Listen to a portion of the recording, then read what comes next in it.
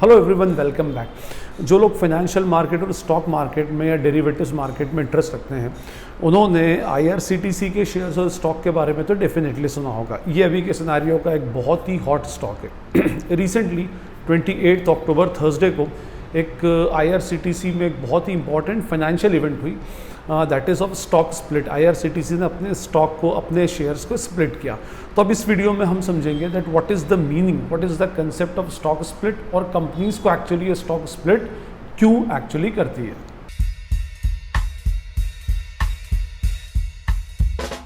IRCTC के shares या stock split को समझने से पहले उसके बैकग्राउंड को, कंपनी के बैकग्राउंड को, और जब से ये लिस्ट हुई है 2 साल के इसकी जो प्राइसिंग हिस्ट्री है उसको समझना बहुत ज़रूरी है, ताकि हमारा जो स्टॉक स्प्लिट या शेयर स्प्लिट का जो बैकग्राउंड है वो एटलीस्ट क्या हो सके, प्रिपेयर हो सके।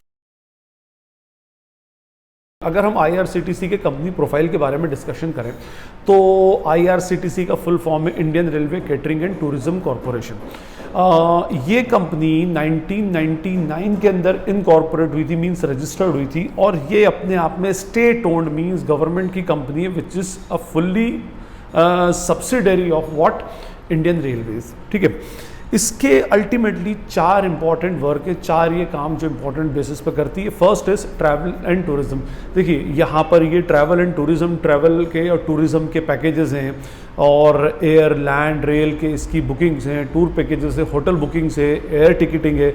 ये सारे के सारे काम जो होता है ये आईआरसीटीसी का परफॉर्म करता है। So this is their first task. कौन सा है? Travel and tourism. सेकंड होता है पैकेज ड्रिंकिंग वाटर। एक आपने अगर रेल में ट्रैवल किया होगा तो वहाँ पर आपने एक जो अपना वाटर बॉटल आती है रेल नीर के नाम से, तो वो रेल नीर का जो मैन्युफैक्चरिंग, प्रोडक्शन और मार्केटिंग, सेलिंग है, ये भी किसके हाथ में? आईआरसीटीसी के अंडर में ही है, और सारे रेलवे स्टेशन पर रेल के अंदर रेल नीर ही यूजुअली सेल होता है। Third is catering services. Food की और कैटरिंग की जो सर्विसेज होती हैं ये भी कौन प्रोवाइड करता है?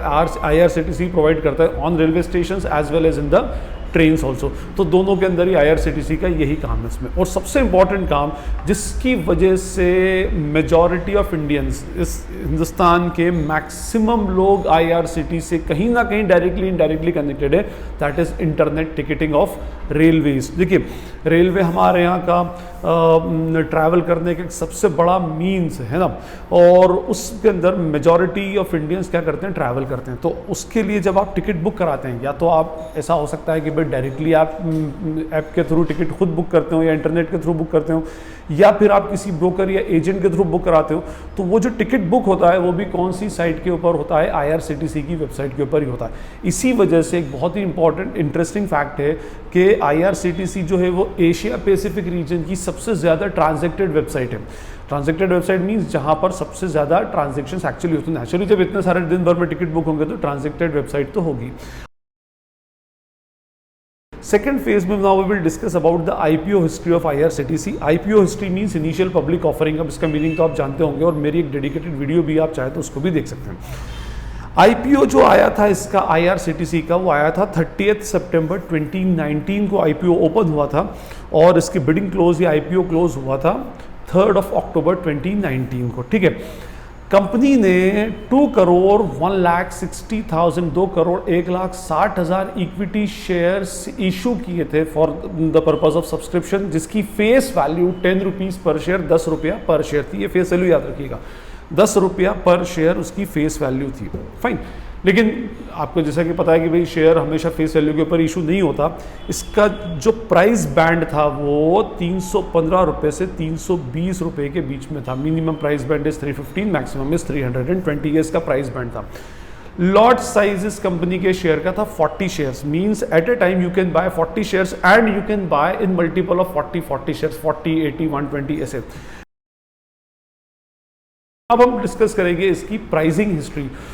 30 सितंबर को आईपीओ ओपन हुआ, 3 अक्टूबर को आईपीओ क्लोज हुआ, उसके बाद में फिर शेयर्स अलॉट हुए, और फिर उसके बाद इसकी लिस्टिंग हुई। लिस्टिंग बीएसई एनएसई के अंदर इसकी 14 अक्टूबर 2019 मंडे को इसकी लिस्टिंग हुई। और जब इसकी लिस्टिंग हुई तो आप याद रखिए, जब ये ओपन हुआ मार्केट के अंदर तो 626 रुपीज़ पर शेयर के ऊपर हुआ। अभी मैंने आपको क्या बताया था? प्राइस बैंड 320 रुपया, ठीक है ना, 320 रुपये का प्राइस बैंड बताया था, और जब ये ओपन हुआ तो 626 रुपये पर ओपन हुआ। आप यही देख सकते हैं कि इसकी प्राइस के अंदर कितना इंक्रीमेंट हुआ है जस्ट इसके ओपनिंग के टाइम पर। अब आप देखिए 14 अक्टूबर 2019 से आप ये समझ लें 27 अक्टूबर 2019, near about the period of 2 year sorry, इस 2 साल के अंदर आप इमेजिन नहीं करेंगे इसकी जो प्राइस का इंक्रीमेंट है वो 921% का रिटर्न इसने दिया है। मींस जो शेयर फर्स्ट डे पर 626 पर ओपन हुआ, इसका ऑल टाइम हाई 19 अक्टूबर 2021 को गया। उस दिन इसकी ऑल टाइम हाई क्या थी? 6,396.30, 6,396 रुपये 30 पैसे के ऊपर ये जो शेयर है ऑल टाइम हाई के ऊपर सेल हुआ है। ठीक है, अब आप इसके अंदर देख सकते हैं कि 2 साल के अंदर कितना इसका इंक्रीमेंट हुआ। 600 रुपीज़ का शेयर 6,300 रुपीज़ के ऊपर पहुंच गया। तो इस शेयर की डिमांड और इसकी प्राइस के अंदर कितना ज़्यादा हाई बुलिश रन इन 2 साल के अंदर अल्टीमेटली देखने को मिला। उसके बाद हम कुछ बात करें इसके फंडामेंटल्स के। कंपनी के फंडामेंटल्स में कंपनी का जो पीई रेशो है 347.99 है। अच्छा, PE ratio price earning ratio एक बहुत ही इंपॉर्टेंट इंडिकेटर होता है इन्वेस्टमेंट पर्पस के लिए, इन्वेस्टर्स के लिए। तो पीई रेशो इज 347.99, इसका पीबी रेशो है 45.05 एंड डिविडेंड यील्ड जो है 0.12%। अभी रिसेंटली इसने डिविडेंड डिक्लेयर किया था 5 रुपीज़ पर शेयर के हिसाब से। जो मैंने अभी आपको अलग अलग इंफॉर्मेशन दी उनको बैकग्राउंड में रखते हो इसके स्टॉक स्प्लिट का कंसेप्ट समझें। कंपनी के आईआरसीटीसी के बोर्ड ऑफ डायरेक्टर्स ने 12 अगस्त 2021 को स्टॉक स्प्लिट के प्रपोजल का अप्रूव किया, ठीक है ना, 12 अगस्त 2021 को। और उसके स्प्लिट की डेट जो थी वो 28 अक्टूबर 2021 को ये स्टॉक एक्चुअली स्प्लिट हुआ। अब स्टॉक स्प्लिट में उन्होंने कहा कि जो इसकी स्प्लिटिंग होगी वो 5:1 में होगी। 5:1 का मीनिंग या 5:5 भी बोलते हैं कुछ लोग। इसका मीनिंग ये होगा कि share holder will be allotted 5 shares against every 1 share.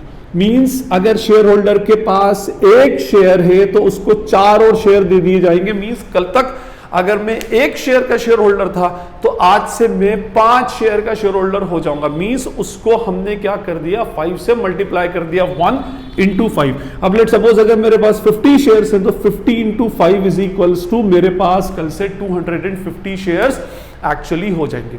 अब क्वेश्चन ये होता है कि सर अगर हमने नंबर ऑफ शेयर्स बढ़ा दिए तो इसके क्या मार्केट कैपिटलाइजेशन के ऊपर इंपैक्ट पड़ेगा? ये तो बोनस इशू में भी होता है। एक्चुअली इसके मार्केट कैपिटलाइजेशन पर इंपैक्ट इसलिए नहीं पड़ता क्योंकि अगर हमने एक जगह पे रूल ऑफ मल्टीप्लिकेशन लगाया है तो दूसरी जगह पे रूल ऑफ डिवीजन लगाएंगे। कंपनी ने 1 शेयर के अगेंस्ट 5 शेयर दे दिए, लेकिन जो उसकी फेस वैल्यू थी वो फेस वैल्यू को 10 रुपीज से घटाकर डिवाइडेड बाय 5 2 रुपीज कर दिया। ठीक है, अब कल तक मेरे पास 10 रुपए की 1 आइटम थी, आज 2 रुपए की 5 आइटम है। ठीक है ना, तो बात तो वही हो गई। मींस उसके मार्केट कैपिटलाइजेशन के ऊपर भी कोई इंपैक्ट नहीं पड़ा। तो क्वेश्चन ये उठता है कि सर अगर मार्केट कैपिटलाइजेशन पे अगर कोई इंपैक्ट नहीं पड़ता then what is the need of stock split? तो स्टॉक स्प्लिट का एक सबसे इंपॉर्टेंट जो रीजन है वो है to provide liquidity in the market. ठीक है ना, कि एक्चुअली क्या होता है कि देखिए मैंने क्या कहा कि 626 से ये शेयर चला था और 6,396 ऑल टाइम हाई गया और 5,000 4,000 के आसपास ही ये शेयर जो था ये बिक रहा है पिछले लास्ट 4-5 मंथ से। तो शेयर महंगा हो गया और जब शेयर की प्राइसेस बढ़ती हैं, अगर महंगा शेयर होता है तो उस पर लिक्विडिटी कम होती है और उसके ट्रांजैक्शंस जो है वो मार्केट के अंदर कम होते हैं। पहला तो ये कि भाई जब शेयर नेचुरली भाई महंगे शेयर के अंदर इन्वेस्ट करने वाले कंपैरेटिवली कम लोग होते हैं। अगर आप मान लो 6,000 का एक शेयर परचेस करते हो, इससे तो कोई दूसरा पेनी स्टॉक वहां पर से 50-100 शेयर इजीली परचेस कर सकते हो, है ना। जैसे मैं आपसे कहूं कि भाई हमारे यहाँ का एक बहुत ही फेमस सबसे महंगा शेयर है MRF का, तो 75-80,000 का शेयर है। अब 75,000 या 80,000 में अगर आप शेयर परचेस करते हो तो बंदा इतने में तो 100-200-500 शेयर्स का एक अच्छा खासा डिफरेंट शेयर्स का एक पोर्टफोलियो बना सकता है और वहां से उसकी अर्निंग्स भी बेसिकली अच्छी हो सकती है क्योंकि वैरायटी डाइवर्सिफिकेशन होगा तो अर्निंग्स भी बेसिकली उसकी कंपैरेटिवली अच्छी होती है। तो नेचुरली जब शेयर महंगा होता है तो उसके अंदर लिक्विडिटी कम हो जाती है, उसके ट्रांजेक्शन्स जो होते हैं अल्टीमेटली क्या होते हैं, कम हो जाते हैं उसमें। तो अब ये कर दिया। अब इसके अंदर क्या होता है देखिए मैं आपको बताता हूं कि जैसे इसकी फेस वैल्यू डाउन हो गई है ना। अब मैंने अभी आपको क्या बताया था कि कंपनी ने टोटल 2,1,60,000 शेयर्स इशू किए थे। 2,1,60,000, ठीक है, ये कंपनी ने शेयर इशू किए थे। एक शेयर कितने का था? At the rate ₹10 each. ये कितना का था? 10 रुपए का एक शेयर था, है ना। तो जितनी भी वैल्यू इसकी आ रही हो, ठीक है, ये शेयर्स थे उसमें। अब कंपनी ने क्या किया, इसको मल्टीप्लाई बाय 5 कर दिया, तो ये अराउंड 10 करोड़ 8 लाख शेयर्स इसके अंदर बेसिकली हो गए। लेकिन इसको डिवाइडेड बाय 5 कर दिया, तो ये कितना हो गया, एट द रेट ₹2। तो अब अगर मैं इसका रिजल्टेंट वैल्यू निकालूं या इसका रिजल्टेंट वैल्यू निकालूं, value will remain the same. तो मींस इस स्टॉक स्प्लिट से कंपनी के मार्केट कैपिटलाइजेशन के ऊपर कोई इंपैक्ट नहीं पड़ा, है ना। वो शेयर जो 10 का था उसकी फेस वैल्यू ₹2 हो गई। जो शेयर 2 करोड़ 1,60,000 थे वो बढ़कर कितने हो गए, 10 करोड़ 8 लाख शेयर्स। अच्छा, what about the market price? Sir market price के बारे में क्या होगा? लेट सपोज इसकी मार्केट प्राइस है 4,000 रुपीज, मान लें हम कि इसकी 4,000 मार्केट प्राइस चल रही है आज, ठीक है ना। तो जब इसके स्टॉक स्प्लिट हुआ, यहां पर डिवाइडेड बाय 5 किया, और कंपनी जो है वो अब आपको 1 के बदले में 5 शेयर का शेयर होल्डर बना रही है, तो नेचुरली वो इसको भी डिवाइडेड बाय 5 कर देगी। मींस ये प्राइस जो होगी वो 800 रुपए पर शेयर पर आ जाएगी। इसलिए अब अगर आप आज की डेट में कभी भी इसके शेयर की हिस्ट्री देखेंगे तो वो उसमें कहीं पर भी आपको 6,000, जैसे मैंने बताया 6,396 का ऑल टाइम हाई गया था, तो आपको कहीं नहीं मिलेगा। आपको डिवाइडेड बाय 5 करके सारी वैल्यूज को, अगर आप इसकी प्राइस हिस्ट्री देखेंगे तो आपको स्प्लिट के बाद की वैल्यूज के अकॉर्डिंग एडजस्टेड वैल्यूज उसके अंदर दिखेगी, है ना। तो मेरा अल्टीमेटली कहने का रीजन ये स्टॉक स्प्लिट का मतलब उसको तोड़ देना, ठीक। तो इसकी मार्केट वैल्यू को भी बेसिकली तोड़ दिया गया। अब आप अपने प्रोफाइल में चेक कीजिए तो उसकी वैल्यू बहुत कम हो चुकी है। स्प्लिट तो हो चुका है, शेयर वैल्यूज कम हो गई, लेकिन अभी तक जो हमारे शेयर्स अलॉट होने थे वो अभी तक प्रोफाइल में आए नहीं, अभी कल तक तो नहीं थे इसमें। एनीवे, मैं ये कह रहा था कि पहला रीजन ये कि भाई इसमें क्या होता है कि स्टॉक स्प्लिट से शेयर की वैल्यू सस्ती होती है, तो मार्केट के अंदर लिक्विडिटी बढ़ती है, मार्केट में शेयर का ट्रांजैक्शन भी बढ़ता है। सेकेंड जो बात होती है वो ये होता है कि जो न्यू इन्वेस्टर्स होते हैं, नया इन्वेस्टर कभी भी अगर मार्केट के अंदर इन्वेस्ट करना स्टार्ट करेगा तो he will never start with the costly shares, he will always start with the penny stocks, या जो सस्ते शेयर होते हैं उनसे वो बेसिकली स्टार्ट करता है। तो महंगे शेयर में नया इन्वेस्टर कभी भी पैसा नहीं लगाता। अब ये शेयर जो कल तक 6,000, 7,000, 5,000 का बिक रहा था वो हर एक के लिए अफोर्डेबल नहीं था, अब 700-800 रुपए का बिकेगा, तो इसमें लोगों का इंटरेस्ट एक्चुअली और बढ़ेगा। अब देखिए, ये तो सीधे सीधे आपके जो मेंटालिटी है, आपकी जो साइकोलॉजी है उससे के साथ भी खेलना हो गया कि भाई कल तक जो शेयर मुझे 6, 7, 8,000 रुपए का मिल रहा था, आज वो 800 रुपए में मिल रहा था, तो नेचुरली उसकी मार्केट के अंदर डिमांड बढ़ेगी और उसके प्राइसेस में बुलिश रन आएगा। और आप देख सकते हैं जिस दिन ये स्प्लिट हुआ था उसके बाद उस मार्केट, इस शेयर की प्राइसेस भी अल्टीमेटली बहुत ज्यादा इंक्रीज हुई थी after a great downfall. Means इससे पहले 7-8 दिन पहले उसमें एक डाउनफॉल भी आया था, वो आपने देखा होगा, जो ट्रेंड है मार्केट के उसमें। तो कहने का मीनिंग ये कि जो स्टॉक स्प्लिट होता है उसके 2 रीजंस होते हैं।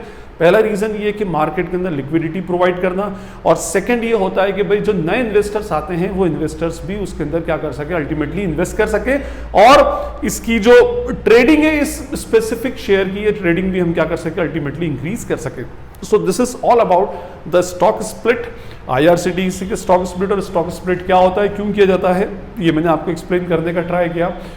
In case if you feel any query, any doubt, या अगर कोई बात समझ नहीं आई हो तो you can ask in the comment section.